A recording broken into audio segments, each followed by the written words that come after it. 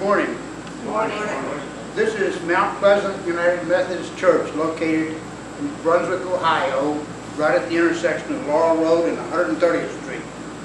For those who would like to come here and turn on your GPS, you can say 2768 Laurel Road, 44212. We'd love to see you. It's a friendly place, and you can come here and get lots of love.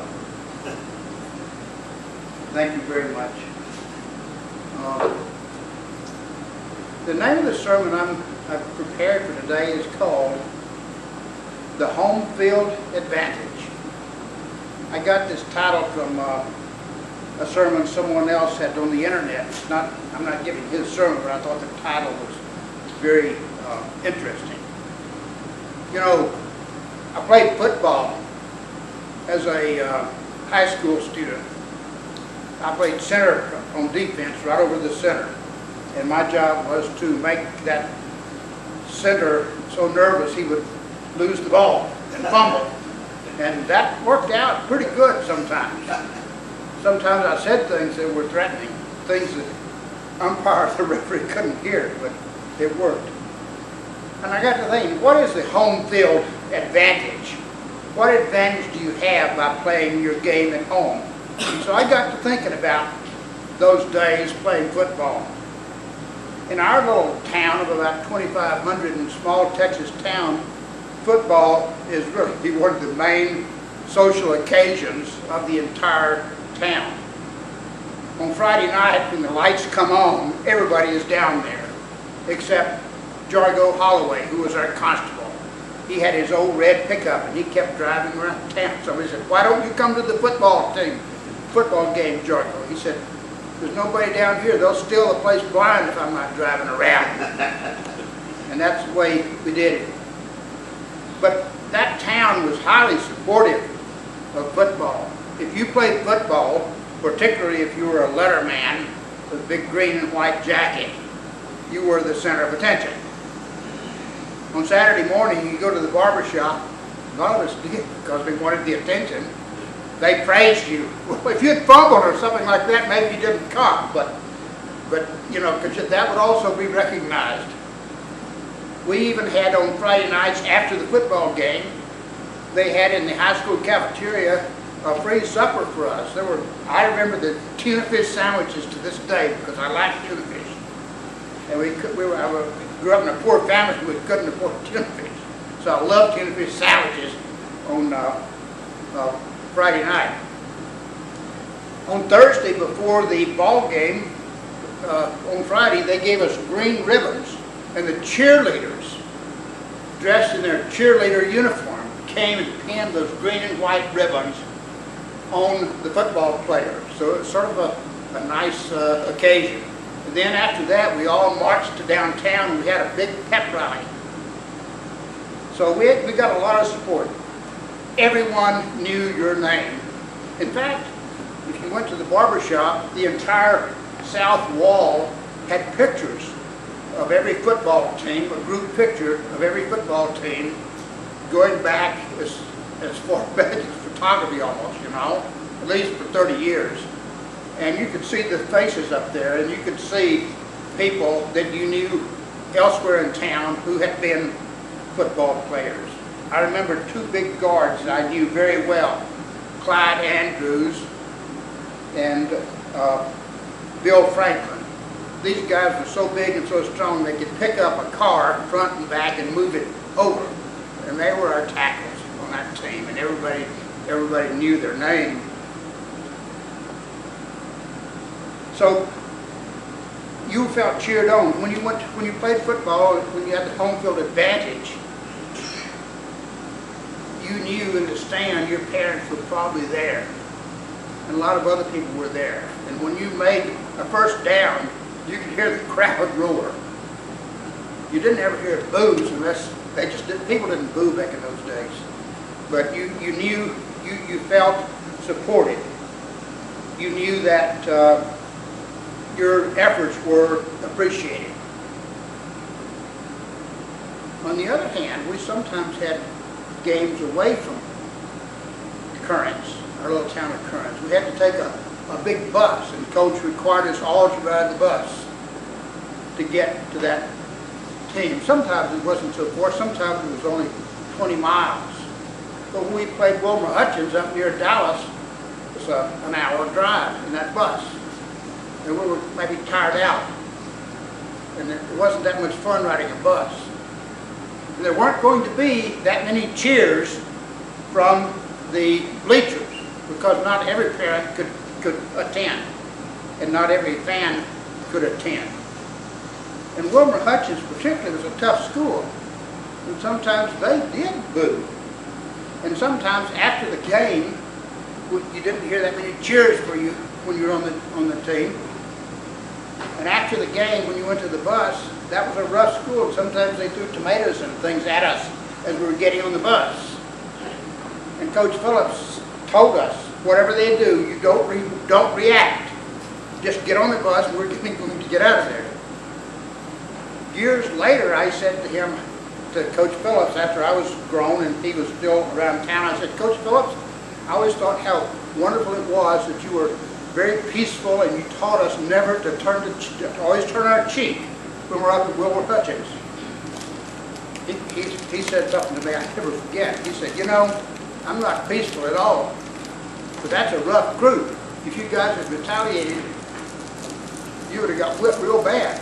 That's why I told you to just get on the bus. He says, I'm not peaceful at all. If I thought you were bigger, I would have had you go ahead. I said, okay. So anyway, that's how it is when you don't have the home field advantage in sports.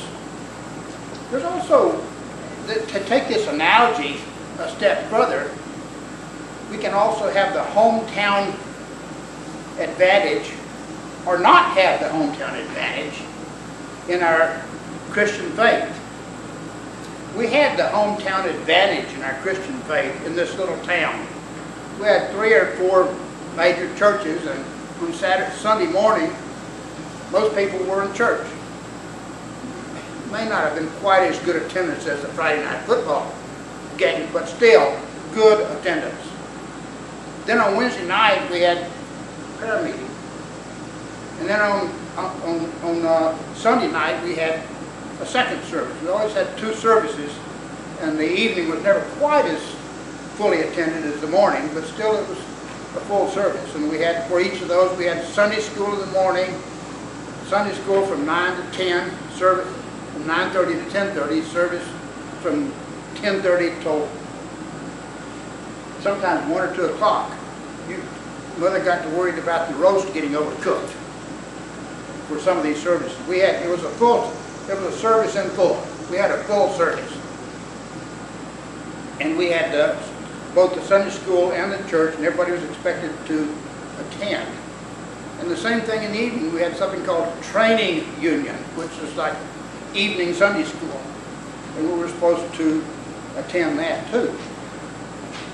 Then in school, we always, our school classes often begin with a prayer. Sometimes over the intercom system, the principal read a prayer over the intercom system. And people around town were very supportive of the good behavior of the children. In fact, if they caught you doing something you weren't supposed to be doing, there were gossips, guardians, perhaps you could call them, who made sure it got reported to your parents. And so the town was very supportive of matters of faith. I don't say we thought about it that often, it was just part of the environment. We didn't call it home field advantage, but it was. We had certain things we couldn't do on Sunday. You didn't open your store, you couldn't buy gasoline, you couldn't go to the drugstore. I suppose if somebody had gotten really sick, we could have called Hobart Hilliard, he might have opened it up. But normally you had to take care of those things on Saturday. We even had things we couldn't do on Sunday at home. We couldn't play baseball. I'm going to take that back. We couldn't play baseball in the front yard. We had to play baseball. We could play catch back in the backyard. That was okay. You always had a big dinner on Sunday. That was a deal when we had meat. Nowadays, we're used to having meat at every meal. Normally, the only time during the week we had meat was on Sunday at dinner time. What could we do on Sunday afternoon? Well, Dad could watch or listen to baseball. In fact, he did both. He had the radio on and the TV on, sometimes two radios. He liked to watch and listen to baseball and football games. We could visit relatives. They could come see us and we could go see them. That was expected. It was expected that we had prayers at our table. If you went out somewhere, you would say a prayer. If you didn't, people would look at you. That's what I call hometown advantage in terms of Christian faith. Sometimes it was perhaps a little bit too close, a little bit too much supervision. But we didn't think that much about it because that was the environment in which we operated. We didn't have, you've heard the expression of a mixed marriage. That's when a person of different races married. But in Koreans, back in those days, a mixed marriage was when a Methodist and a Baptist decided to get married. And then they had to make the decision, do they go to the same church or do they keep going to their own churches? And I knew several mixed marriages where the man went to one church, and went to the Baptist church, and the lady went to the Methodist. That was just the way it was. People were wed to their particular denomination. We even had in our town joint church revivals. Revivals were in the old wooden tabernacle where the Presbyterian, the Methodist, and the Baptist had a joint revival for an entire week. One week a Baptist preacher, another week a Methodist, etc. So, and we all attended those. So that was our ecumenicism at that day. We didn't have drugs back in those days. I mean, I didn't ever hear of them, but they may have been there. I mean, recreational or addictive drugs we didn't have. I never heard of anybody getting a divorce in our town. I do recall Dad pointed out to one house one time and he said, those people are divorced. The people who live there are divorced. It was not something that would be an ordinary, accepted behavior. And people who were going to get married didn't live together before they got married. That was just part of the environment. We could make the proposition that today Christianity no longer has the home field advantage. All of our gains are away. If you look at the extent of Christianity, Pew Research 2019, 65% of Americans identify as Christians. That's down 12% from just 10 years earlier. 26% identify as unaffiliated, either atheists, agnostics, or, quote, nothing in particular. This is that you check off the list. Religious attendance has declined since from 2009 to 2018, which is the latest figure. It'll be even lower with this closing of churches during the pandemic, but declined from 52% to 47%. And if you drive around town and keep your eyes open, you'll see closed buildings. I saw one the other day. I looked and I thought it was a church, but it was a martial arts. They turned it into a martial arts building where you teach people to do, I suppose, judo and jiu-jitsu, etc. So, church closings in 2019, there were 4,500 church closings, but only 3,000 new openings. And so the church, you can see that this church is not packed. It's not full. Some people say it never has been. We've always been a small church, so that may not be a change. There are other aspects of the environment today that constitute the the idea of not having the hometown advantage. I went to the grocery store one day after church and someone said, "Why are you dressed up?" I said, "It's Sunday morning, I went to services." What? That's not part of the culture in which we live. That is not the normal expectation that you're going to go to services.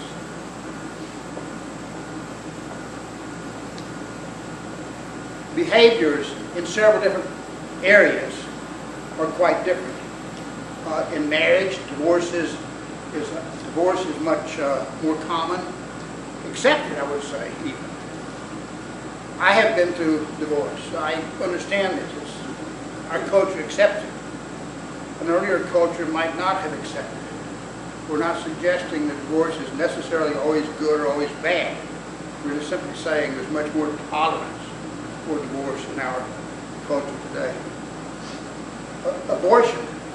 I had never heard the word of abortion when growing up. It was not a word that anybody enunciated. It wasn't something that had meaning to us.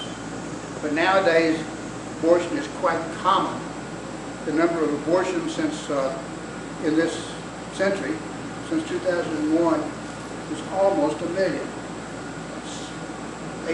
I forget the exact figure, somewhere around 800, 900,000 people have not been born because their birth has been interrupted by an abortion. Another aspect is the whole idea of sexual morality. I had never heard of the sexual aspects such as homosexuality or lesbians. The various terms, sex change operations were not something that we had ever heard of. And today they are, of course, socially acceptable. Also in terms of drugs, taking of opiates, drugs that you take presumably to make you feel better, were not common. But today they are common. And I happen to know, and probably some of you know, people who have died because of drug overdoses. My daughter, Joan, has a position at the Metro Hospital as an emergency care doctor, but she has had her time is given over to looking in, managing the community efforts of the hospital in terms of trying to lower the level of rates of death from drug overdoses. So we view this as being an ordinary thing. We don't get excited about it anymore because it's just the environment. When something is a part of your environment, you grow accustomed to it, and you grow used to it, and it becomes normalized, I think. And so that, as a Christian, is something that one must take into consideration. I don't speak about these topics from the standpoint of telling anybody else what they should believe about them. That's not my role. It's not the role of anyone to tell you what you ought to think about any of these things. It is to say, however, that the environment in which you live, people may have ideas about these matters that are different than your own. And they may seek to encourage you to believe as they believe. And you may be subject to censure if you express contrary views. We are living in the midst of something that has been, I guess, called cancel culture. Have you heard that term, cancel culture? Cancel culture means that, the statues of the founders of our country, the presidents of our country, that back in those days may have owned slaves, or they may have done something else that in today's arena is considered wrong. And we would all consider it wrong. But we go back and decide that we should not give them any respect and we should remove all recognition of them by canceling them, so to say. Cancel the statues, destroy the statues. Take the names of generals and presidents who did something we didn't approve of, take them off the names of schools which had been named for those individuals. So we have, that's cancel culture. Well, we also can engage in cancel culture if someone does not believe as we believe, as Christians, maybe some Christians believe, in areas such as divorce, abortion, homosexuality, or sexuality, I should say, etc. In some instances,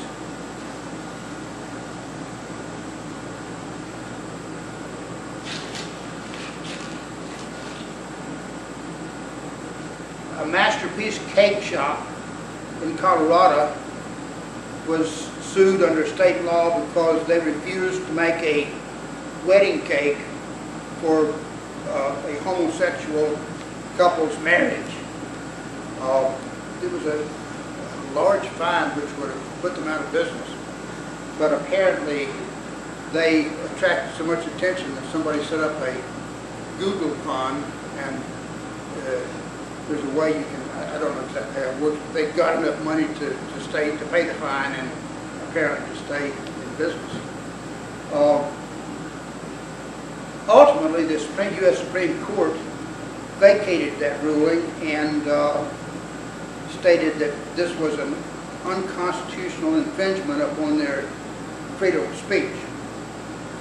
But the pressures to conform will remain, and that Supreme Court decision may not always be there.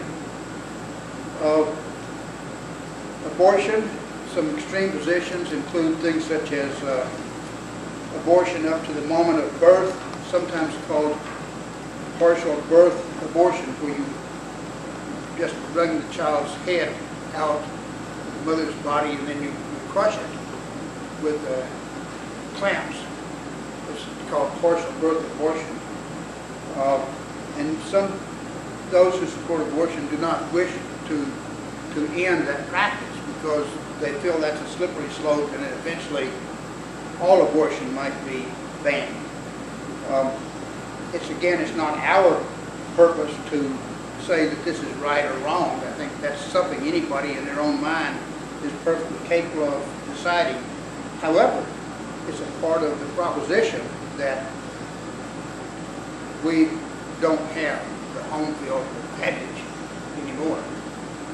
So if you are particularly a traditional Christian who believes that taking of life is not biblically correct, then you don't have the home field advantage. The tide is turned against you. And so I suppose that's not, we could go on and on and on and name more and more. You listen to the news as much as we do.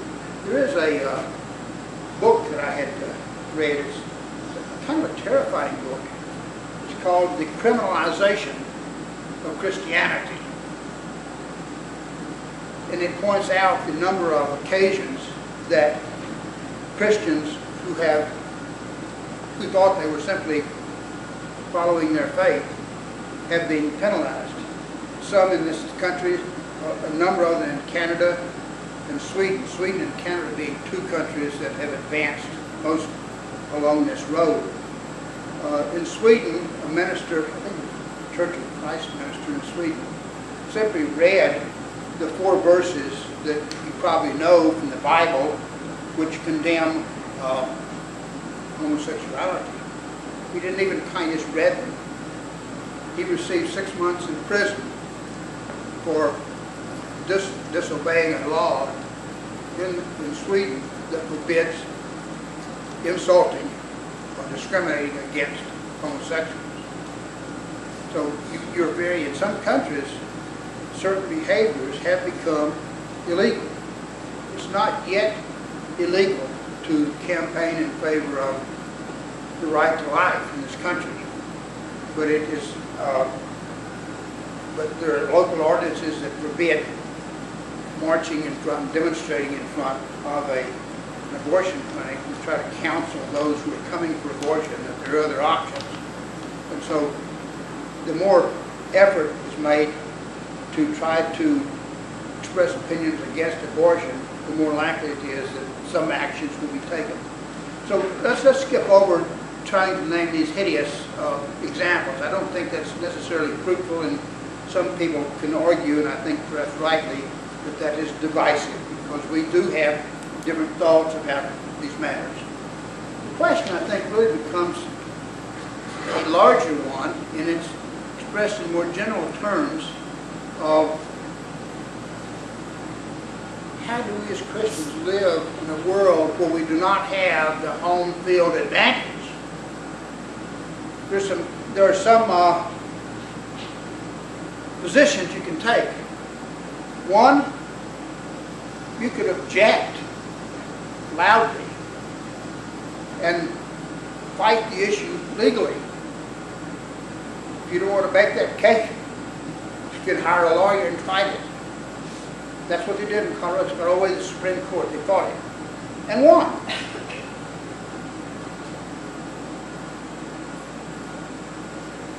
You can keep your mouth shut and do what you don't believe in. You can bake that cake. Now, I'm not arguing that it's wrong to bake a cake for a homosexual wedding. That's not my position. It may or may not be my position. That's not the point. The point is you have a choice of what to do, because a person's convictions are in their own mind. And the question is, should I violate the convictions in my own mind? Perhaps I should reevaluate my position. Or simply engage in behavior that I don't believe in order to keep my business open, in order to continue providing for my family. That's one possibility. Another possibility is avoid situations where conflicts may occur. Medical students who go through, who have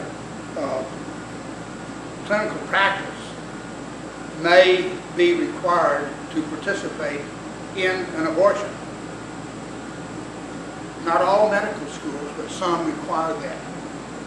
If you are going to go to medical school, perhaps you should inquire about their clinical practice before you apply for that medical school. So you're saying that you can try to avoid those situations by taking rational actions that do not require you to confront it directly.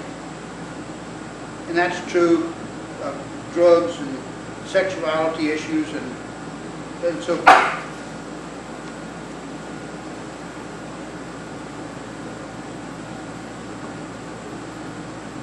Another position is simply, it's kind of a combination of some of the positions. Take the easy way out.